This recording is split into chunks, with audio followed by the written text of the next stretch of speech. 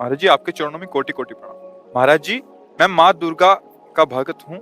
माँ दुर्गा के दर्शन करना चाहता हूँ, तो मैं क्या करूँ कि वो जल्दी आ जाए महाराज जी? जब बच्चा माँ की गोद में बैठना चाहता है तो सबसे पहला उसका कार्य होता है खिलौने खेलना बंद करता है। माँ उसके पास खिलौने भेजती है।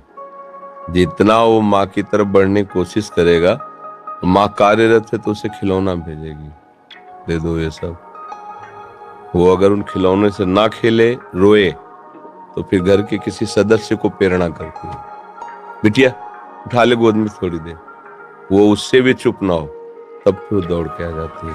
भाव, पहले हमको इन भोगों का त्याग करना होगा जिन भोगों में हम खेल रहे हैं, फिर हमारी अनुकूल मांगे हमारे सामने आएंगी।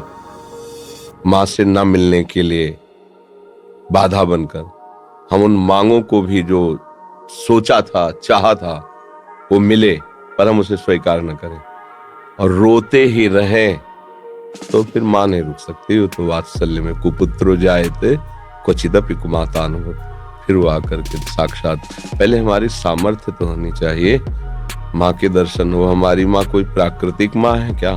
आद्या शक्ति अनंत महामहिम है।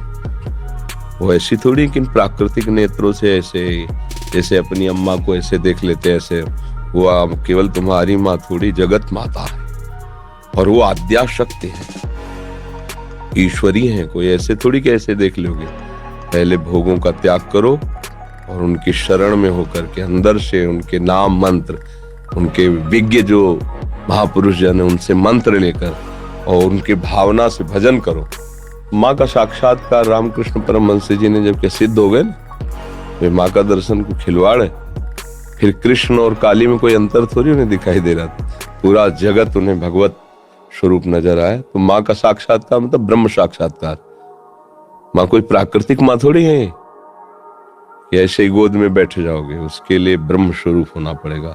समस्त विकारों का त्याग करके केवल माँ की प्राप्ति के लिए, तो चाहे श्री कृष्ण प्राप्ति के लिए चाहे माँ की प्राप्ति के लिए, वही प्रभु बने हुए हैं सब रूपों में। तो जितना सत्संग है सब उन्हीं की प्राप्ति के लिए है। आप पहले तो विकारों से बचिए, ब्रह्मचर्य का पालन कीजिए, खूब नाम जप कीजिए और लक्ष्य बनाइए कि देवी जो सर्वभूतों में व्याप्त शक्ति है, मैं उसका अनुभव करना चाहता हूँ। वो आ जाएंगी, कृपालु है, कृपा करके दर्शन दे। देवी प्रपन्नार्थ हरे प्रसीद, प्रसीद मातर जगतोखिलस्य, प्रसीद विश्वेश्वरी पाहि विश्वम, त्वमीश्वरी देवी चरा चरस्य। हे देवी, आप ही चराचर रूप में विराजमान हो।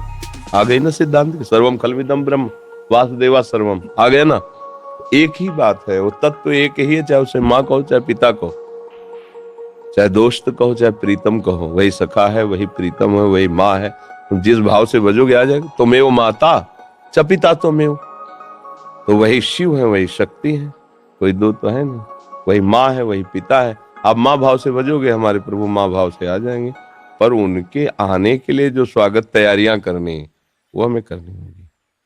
हमारे हृदय में जो अभी कूड़ा करकट वासनाएं हैं, ये हटानी पड़ेगी। खूब नाम जप करे और भाव से चले तो तुम्हारी बुद्धि में ही प्रकाशित हो जाएंगी। या देवी सर्वभूतेषु बुद्धि रूपेण संस्थिता नमस्तस्यै नमस्तस्यै नमस्तस्यै नमो नमः। विराजमान हो जाएंगे बुद्धि में। देख, मैं आ गई। उनके प्रचंड तेज को कोई सह सके नहीं। जब तक भजन के द्वारा अंतःकरण निर्मल, उनके प्रचंड तेज को सह सकते हो। वो शिव शक्ति है, अम्बा है, आद्या शक्ति है।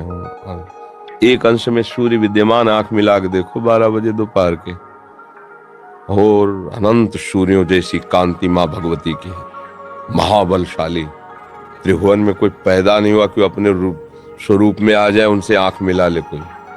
भगवान शंकर भी चरणों में लौट गए नहीं लौट गए। ये बात ध्यान रखना कि ये माँ कोई ऐसी माँ नहीं है प्राकृतिक, ये आद्या शक्ति चिदानंद माँ है। ये ऐसे थोड़ी सी चुनरी और नारियल चढ़ाने से तुम्हारी कामनाओं की तो पूर्ति कर देगी, लेकिन साक्षात्कार होने के लिए फिर अपना अस्तित्व मिटाना होगा, अपने अस्तित्व का बलिदान करना होगा। अस्तित्व का बलिदान, पूर्ण समर्पण और उन्हीं का केवल चिंतन, आ जाएंगे। क्योंकि वही है, दूसरा कोई है नहीं। हमारी दृष्टि में सब एक ही परमात्मा है। उसे किसी भी नाम रूप से आप पूज कर प्राप्त कर लो, वही है, दूसरा